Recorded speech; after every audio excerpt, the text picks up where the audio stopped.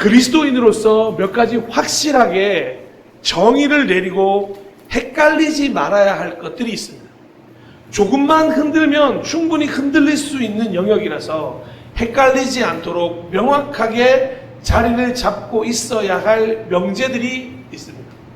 누군가가 어떠한 목적을 위해 어떤 질문을 하더라도 변하지 않는 성경 말씀 그대로를 마음의 진리로 품고 있어야 한다는 것입니다. 그 중에 첫 번째가 바로 구원입니다. 사랑하는 동역자 여러분, 이 구원은 선물이며 은혜이며 아무 공로 없이 주어진 것이라는 걸 결코 잊지 말아야 한다는 것입니다.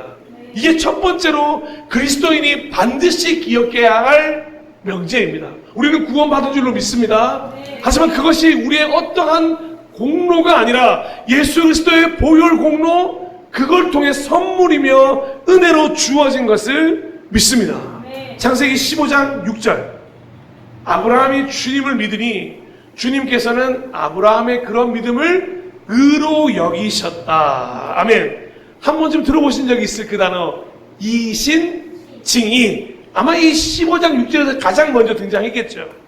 조금 더 자세하게 이야기하자면 이 이신칭의는 인간의 선행이나 율법 준수가 아닌 오직 예수 그리스도를 믿음으로 말미암아 하나님께 너 의롭다 라는 하심을 얻는다는 이 개신교의 핵심 구원론입니다. 다시 한번 말씀드립니다. 우리의 노력, 우리의 공로 없습니다. 오직 예수 그리스도를 믿음으로 말미암아 주어진 선물이며 은혜라는 거죠. 아브라함이 하나님을 믿은 것처럼 구약에서는 그 하나님을 믿는 것으로, 신약에서는 메시아로 이 땅에 오신 예수 그리스도를 믿는 오직 그 믿음으로만 구원을 얻는 것입니다. 제가 계속 말씀드립니다. 우리의 노력은 조금도 결코 들어갈 수가 없는 영역입니다. 우리의 행위로는 단언컨대 구원받을 수 없기 때문에. 사랑하는 여러분, 죄송합니다. 아무리 착한 일을 많이 하셔도, 저 사람 법 없이 살아도 될 만한 사람이야, 그런 사람조차도 아무리 청렴하더라도 충분히 억울하시겠지만 행위로 구원을 얻는 것은 불가능합니다. 왜냐하면 율법이 버티고 있기 때문입니다. 로마서 3장 20절. 그러므로 율법의 행위로는 하나님 앞에서 의롭다고 인정받을 사람이 아무도 없습니다. 율법으로는 죄를 인식할 뿐입니다. 612가지의 율법이 있다면 그 율법을 다 지켜야만 율법을 지키는 거죠. 그럴 사람이 없다는 이야기입니다.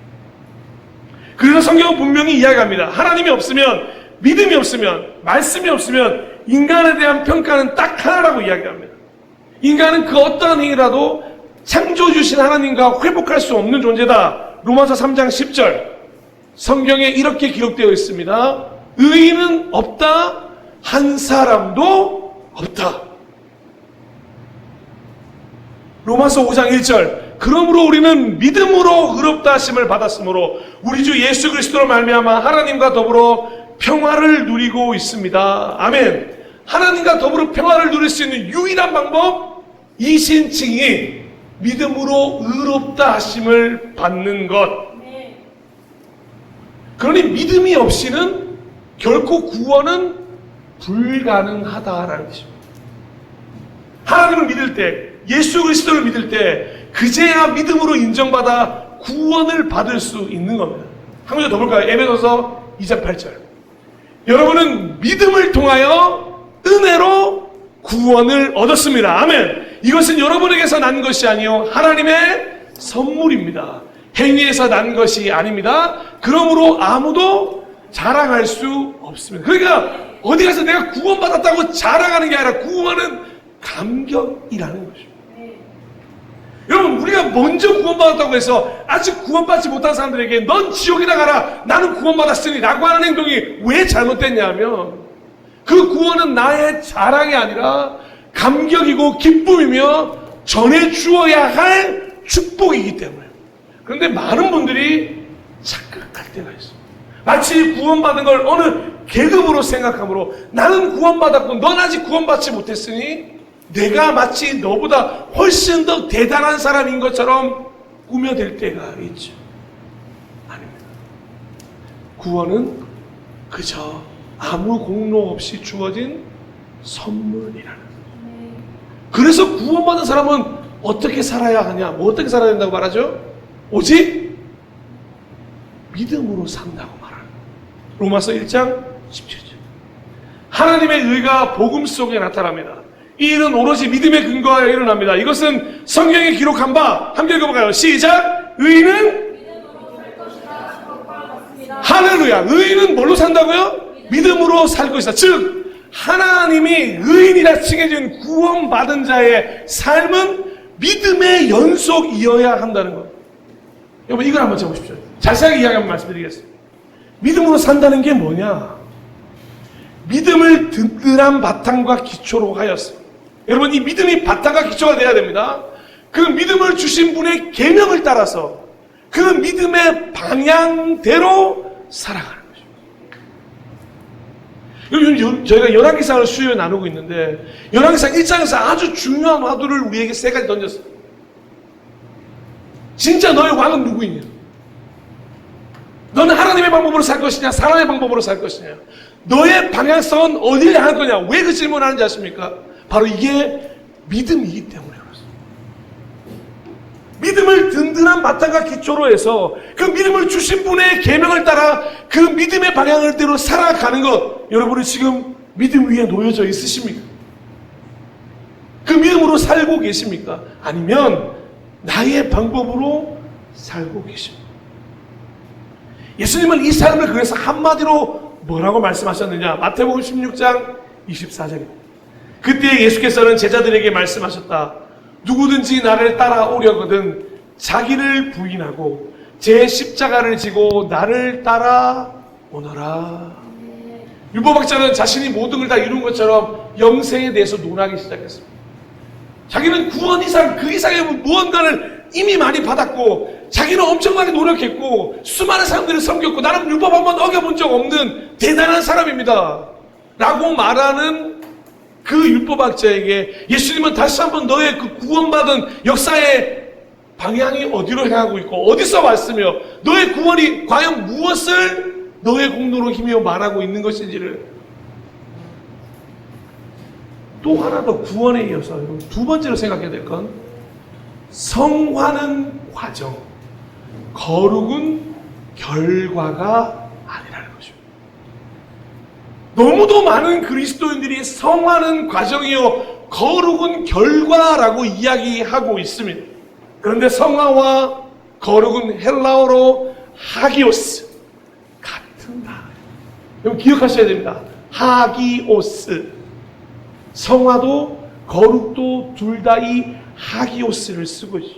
즉 구원받은 성도는 되어지려고 노력하는 게 아니라 구원받았기에 그 순간부터 결정하고 살아내는 것을 의미하는 겁니다. 구원받은 것을 출발점으로 생각하고 거룩을 구원의 완성으로 생각하지 말아야 한다는 거죠. 여러분 그러다 보면 어떤 일이 벌어지냐면 그 일생 동안 하나님의 말씀과 성령의 인도함으로 거룩하게 변화되어가는 가정이라고 말하면서 내 마음대로 살고 내 뜻대로 살다가 자충우돌 겪는 그 모든 일들을 성화라고 말하는 이들이 있습니다.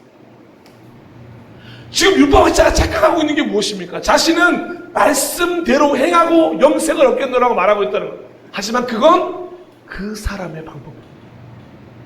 사랑하는 여러분, 하나님의 방법이 아니면 사람의 방법일 수밖에 없습니다. 마치 고행을 통해 어떠한 고난과 시련을 통해 모난 돌이 정을 맞아야지. 우리가 너무 자주 쓰는 말 있지 않습니까? 내가 정금같이 나오리라.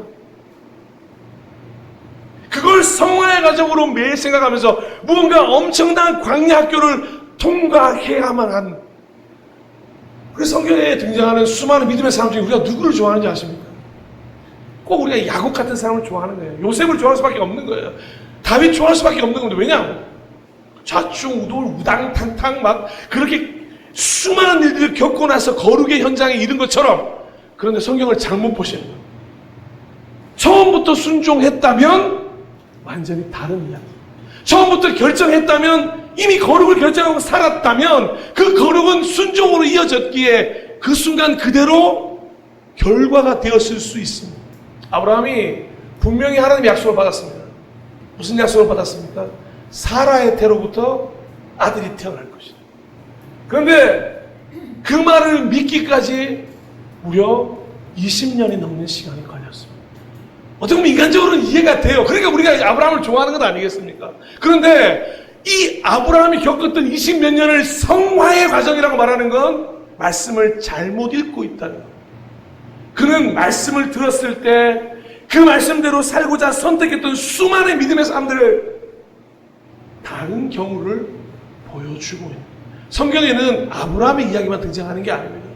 예수 그리스도를 믿고 그 순간부터 거룩을 결정해 살아냈던 수많은 사람들도 동시에 성경에 등장하고 있기 때문에 우리가 흥미로운 이야기가 뭐겠습니까?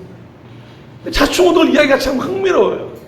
제가 개인적으로 안 보는 방송 중에 CBS에 새롭게 하소서 이런 거 있습니다. 제가 안 보는 방송이라고 죄송합니다. 여러분 이 스토리 똑같아요. 이분이 막 우여곡절을 어마어마하게 겪습니다. 그리고는 지금 엄청나게 성공한 사람이 되어 있더라. 여러분 우여곡절을 겪은 끝에 성공하지 못하면 그 자리에 나오지 못합니다. 왠지 아십니까? 여전히 고난 중에 있으니 그 사람은 나올 자격이 없는 거예요.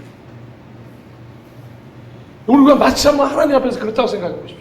여러분이 좌충우돌만 겪고 있고 제대로 된 믿음이 없어서 하나님 앞에 올바로 서 있지 못하는데 하나님 앞에 그런 서 있을 자격조차 없다고 말한다고 생각해 보십시오. 그럼 우리 중에 누가 하나님 앞에 감히 설 수 있겠습니까? 하나님 말씀하셨어요. 내가 거룩하니 너희도? 그러면 우리 중에 누가 하나님 앞에 설 수 있어요? 우리는 여전히 성화의 과정 가운데 있다고 말하면서 중세시대에 가톨릭 사제들이 일반 평민들을 무시했어요. 그래서 뭘 안 가르쳤는지 아십니까? 라틴어 성경을 가르쳐주지 않았어요. 성경은 온통 라틴어로 기록되어 있는데 라틴어를 안 가르치니까 무슨 일이 벌어집니까? 평민들이 아무도 성경을 읽지 못하는 거예요. 그러다 보니까 자기 마음대로 해석해서 일반 평민들이 죄의 길을 가도록 만든 사람들이 가톨릭 사제들이었어요. 그러면서 종교교육이나 가장 먼저 마틴 루터가 했던 게 무엇입니까? 독일어로 성경을 번역합니다. 왜요? 다 읽으라고요. 지금 이 시대의 목회자들은 착각하는 게 있습니다. 자신이 조금 더 성화된 존재, 자기 자신이 더 높은 계급에 있는 그 성화의 단계에 있다고 생각하니까 평신도들을 무시하면서 평신도들을 끌어가는 자기를 목자라고 말합니다. 사랑하는 동역자 여러분, 목사는 양일 뿐입니다. 목사도 양이에요. 오로지 우리 목자는 하나님 한 분이신 줄로 믿습니다. 그런데 성화가 높아져만 갈수록 내가 누군가의 목자가 되어준다. 이렇게 목자라는 단어를 쓰고 있는 어떤 많은 동아리도 있고 그룹들도 있는데 저 되게 조심스러워요. 때로는 목자, 목원 이렇게 하면서 가끔 그걸 구별해서 정말로 때로는 하나님보다 그 목자를 더 의지할 때가 있거든요. 지난 수요일날 나눴던 말씀 기억나십니까? 정말 큰 문제, 정말 중요한 문제가 있을 때 어디로 가야 합니까? 하나님 앞으로 가야 될 줄로 믿습니다. 여러분 다음 왕을 뽑을 때 나단 선지자는 밧세바를 만나러 갈 게 아니라 하나님을 만나러 갔어야만 했습니다. 그런데 나단 선지자조차도 하나님의 음성을 들었던 그 나단 선지자조차도 누구를 만나러 가느냐? 밧세바를 만나러 갑니다. 여러분 오늘 우리도 똑같지 않습니까? 성화의 가정 중에 놓여있다고 하면서 내가 볼 때 더 많이 성화된 사람에게 가서 오늘도 질문하고 계시지 않습니까? 그러면서 자연스럽게 계급을 만들고 계시지 않습니까? 저는 정말 다행이에요. 아무도 저에게 물어보질 않으셨어요. 얼마나 다행인지 모르는, 똑같은 레벨이라 생각하시면 얼마나 감사한 일인지. 교만할까봐 그러시는 거죠. 아무도 안 물어보시는 게. 여러분 만약에 저한테 와서 물어보는 거예요. 이사를 할까요 말까요? 알아서 하십시오. 그걸 왜 저한테 물어봅니까? 근데 어느 순간 우리도 모르는 사이에 이 성화라는 단어를 오해하게 되면 계급을 만들어 그런 걸 묻기 시작하고, 그리고 그 사이에 일어나는 많은 일들을 마치 내가 정금같이 나오기 위해 겪어야 하는 일인 것처럼, 분명히 뜻은 맞아요. 그런데 어떻게 표현해야 되냐면 거룩한 삶을 사는 것이라는 걸 표현하는 게 더 옳다는 것입니다. 제가 저 성화라는 단어를 거부하지 않는 뜻이 아닙니다. 저 성화를 오해하지 말자는 거죠. 저 성화는 거룩과 같은 뜻으로 매일매일 우리가 거룩한 삶을 살아야 한다.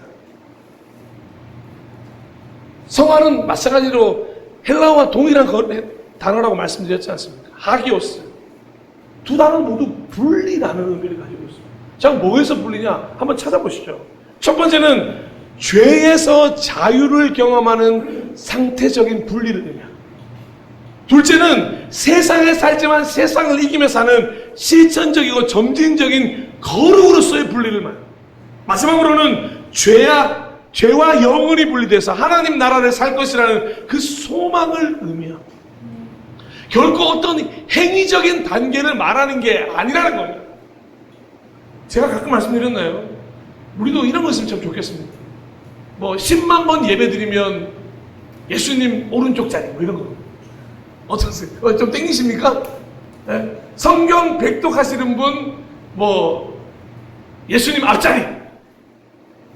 뭐 제가 이런 거밖에 생각 안 나나 봐요. 저는 예수님 옆자리 앞자리가 좋은가 봐요. 이 땅에서 도구를 한번 얘기해 볼까요?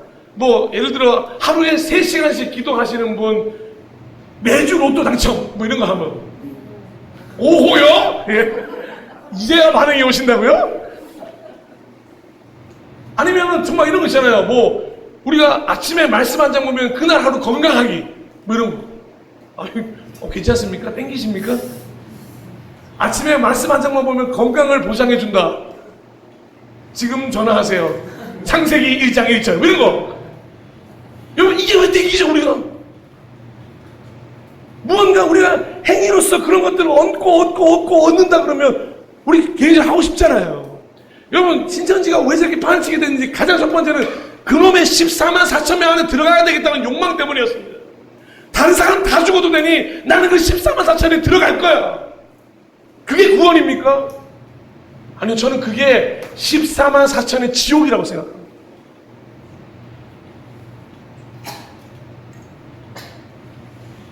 성화가 무엇이냐? 바울은 이렇게 이야기했어요. 갈라디아서 2장 20절. 나는 그리스도와 함께 십자가에 못 박혔습니다. 이제 살고 있는 것은 내가 아닙니다.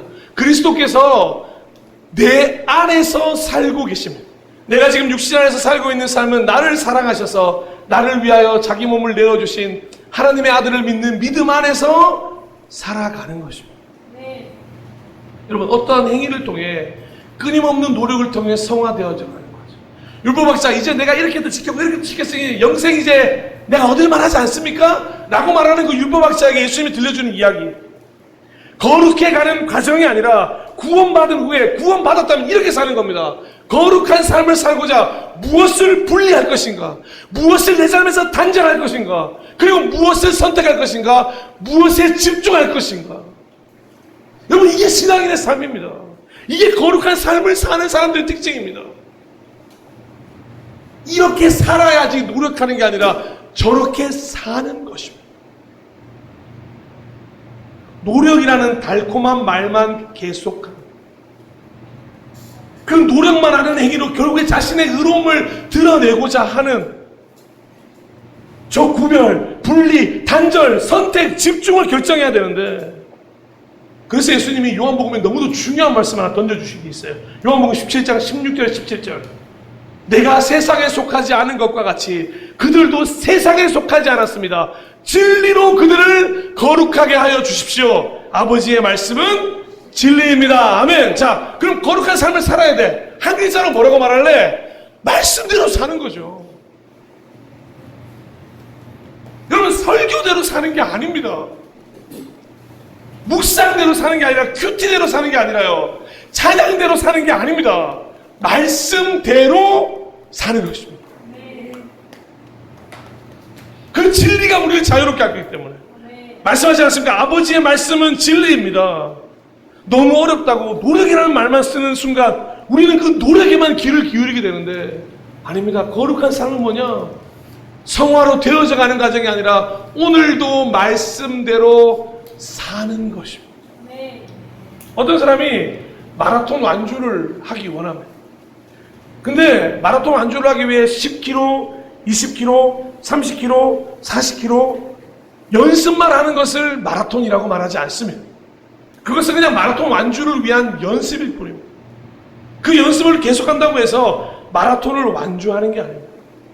여러분 지금 제 몸뚱아리 생각하시면 저는 생각하지 못하겠지만 제가 마라톤 선수였습니다.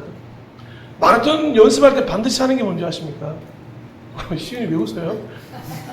살짝 기분 나빠. 살짝 긁혔는데 지금요? 지금 이어가야 되는데 지금 말씀을.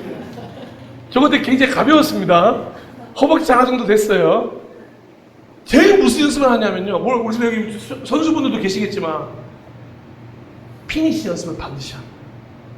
끝에 들어오는 연습 반드시 해요. 그러니까 운동장을 그냥 도는 연습만 하는 게 아니라 마라톤을 완주할 때 그 피니시를 어떻게 할 것이냐, 마지막에 어떻게 피크를 올려서 그 선에 완주를 할 것이냐를 연습을 합니다. 그냥 10km, 20km 의미 없이 돌지 않아요. 그건 달리기를 그냥 좋아하는 사람일 뿐입니다. 여러분 축구 선수가 이거 계십니다만 축구 선수가 아무리 뒷발질 잘하면 뭐합니까? 마지막에 뭘 잘해야 되죠? 골을 넣을 수 있어야죠. 그런데 매번 뛰어다니기만 한다. 물론 수비수도 제가 못한다는 뜻은 아닙니다만 그분들도 공을 다뤄야 하지 않겠습니까? 여러분 성화의 과정만 거치고 있다가 정작 오늘 내가 살아내야 될 말씀대로 사는 거룩한 삶을 놓치면 안 된다는 겁니다. 그러니까 여러분 부디 내가 만들어져가는 과정이다. 난 오늘도 성화되어 갈 거야. 오늘도 여기 부딪혀보고 이것도 해보고 저것도 해보고 부딪혀보고 깨져보고 다 경험해보고 아 이거 아니구나 내가 선택해보고 아닙니다. 말씀대로 사는 거예요.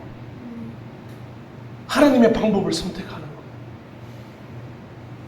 그러니 율법학자에게 예수님은 선한 사마리아인의 비유를 들려주신 거예요. 꾸짖을 수도 있고 정말 대놓고 가르쳐줄 수도 있지만 그 성화의 과정을 오해하고 있는 그래서 그 거룩의 결과로 영생이라는 걸 취할 거라고 믿고 있는 그 율법학자예요.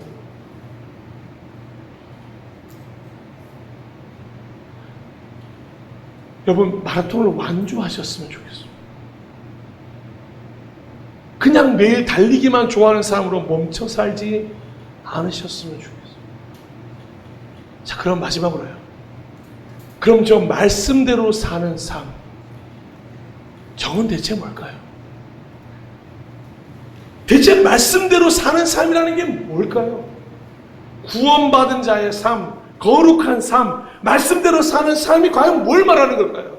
예배하는 삶일까요? 기도, 찬양, 말씀 읽는 삶, 복음을 전하는 삶, 예, 정말 많은 삶을 이야기할 수 있을 겁니다.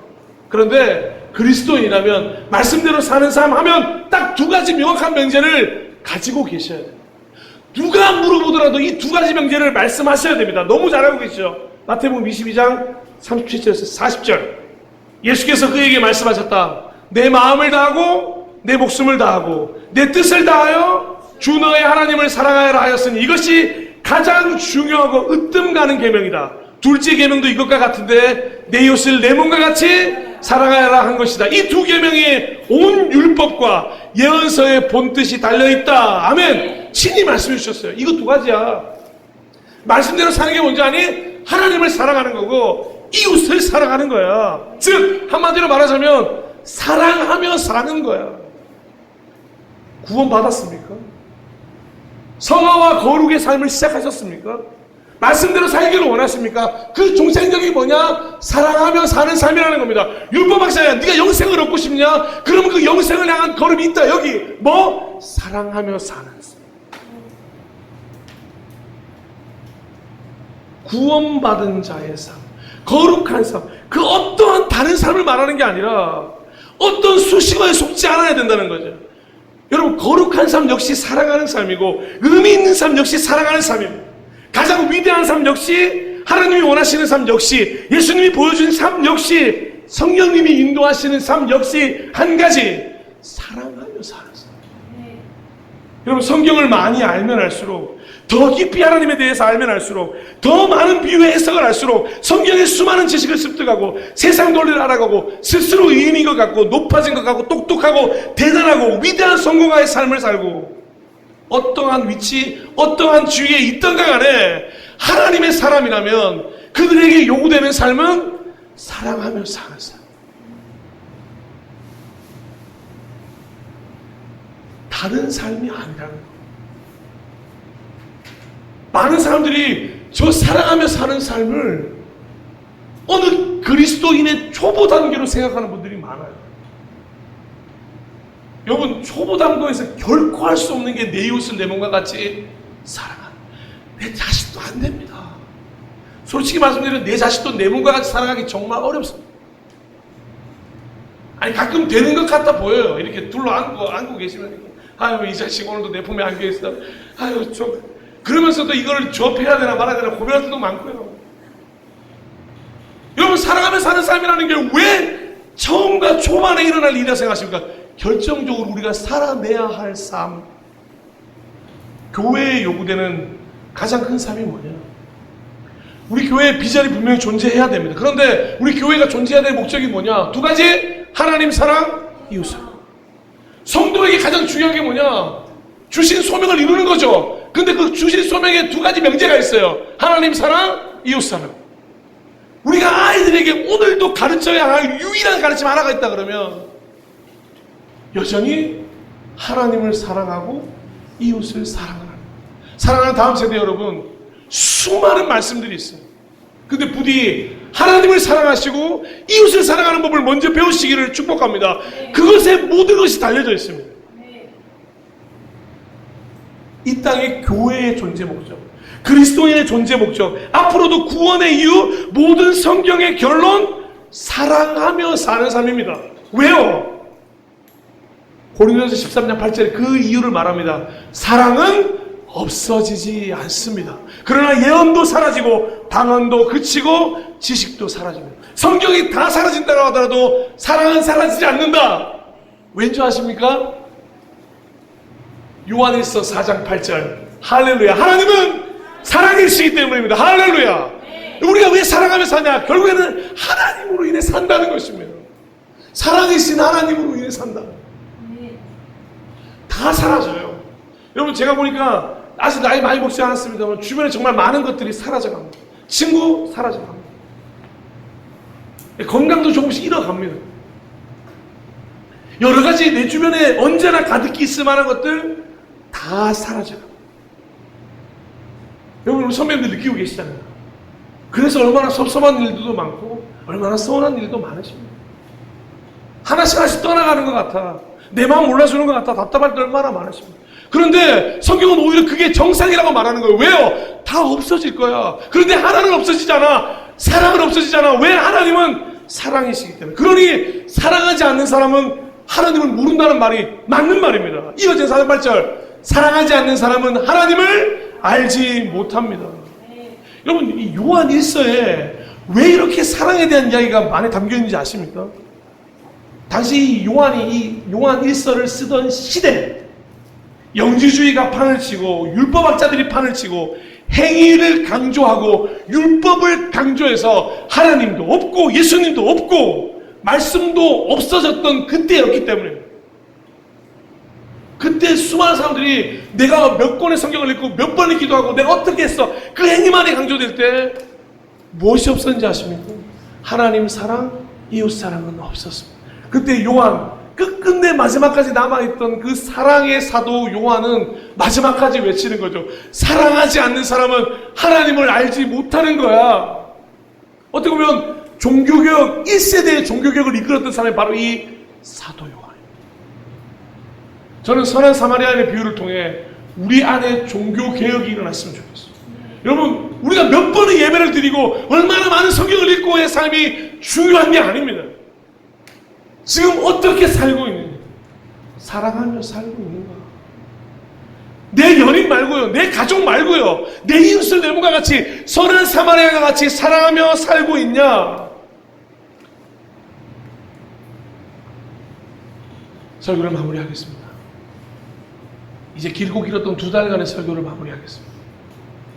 사랑하고 존경하고 축복하는 동역자 여러분, 예배자 여러분, 이 소위 2달 동안 선한 사마리아인의 비유를 통해 예수님이 이 비유를 왜 들려주셨을까? 결론을 내야 한다면 지난주에 드렸던 가장 핵심 포인트, 되어주라, 한마디로 이렇게 말씀드리고 싶습니다. 가서 너도 이와 같이 해라. 네가 그렇게 먼저 좋은 이웃과 좋은 교회가 되어줘라. 이 말씀이 전부입니다. 근데 그게 뭘 말하는 걸까요? 사랑하며 살라는 것. 율법학자야. 말씀을 잘 안다고 생각하는 너야. 말씀을 연구한다고 생각하는 신학생 같은 너야. 목사야. 사랑하며 살자. 말씀에 파묻혀 있지 말고 그 말씀에서 나와 사람에게로 가라. 교회요. 교회 안에서 묻혀 있지 말고 교회 밖으로 나가서 이제 그 수많은 사람들의 이웃이 되어줘라. 너를 먼저 사랑하신 하나님을 사랑하는 것처럼 이웃을 사랑하고, 내가 하나님으로부터 그 사랑을 받은 것처럼 내 이웃을 사랑하고, 하나님이 나를 사랑해 주신 것처럼 내가 내 자신을 사랑하는 것처럼 이웃을 사랑하는 삶 살아내라는. 그래서 저는 이 말이 오늘 참 좋습니다. 고린도전서 13장 13절. 그런즉 믿음, 소망, 사랑, 이 세 가지는 항상 있을 것인데 그 중에 제일은 사랑이라. 여러분, 우리 이 가장 중요한 사랑, 그 사랑하며 사는 삶 같이 살지 않으시겠습니까?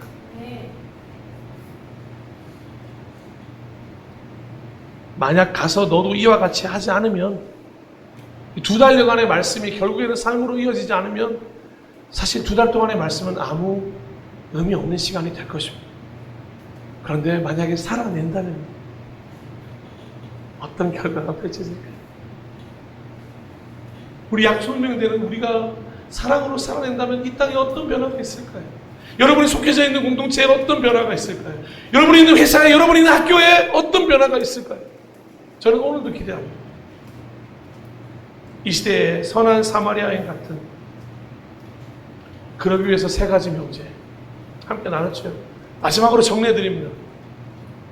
첫 번째, 구원은 선물이고 은혜라. 이 신칭이 결코 행위로 얻어지는 게 아니다. 그래서 구원받은 자의 삶은 그 믿음으로 사는 삶이다. 그리고 믿음으로 사는 삶은 성화와 거룩의 삶이다. 그런데 성화는 과정이고 거룩은 결과가 결코 아니다. 성화와 거룩은 같은 단어다. 그러니 성화와 거룩한 삶을 결정하고 그 삶에 선택하고 집중하고 말씀을 살아내야 한다는 것. 그래서 성화와 거룩한 삶은 즉 말씀대로 사는 삶이다. 마지막으로 말씀대로 사는 삶은 사랑하며 사는 삶이다. 하나님 사랑, 이웃 사랑, 사랑이 없으면 아무것도 아니다.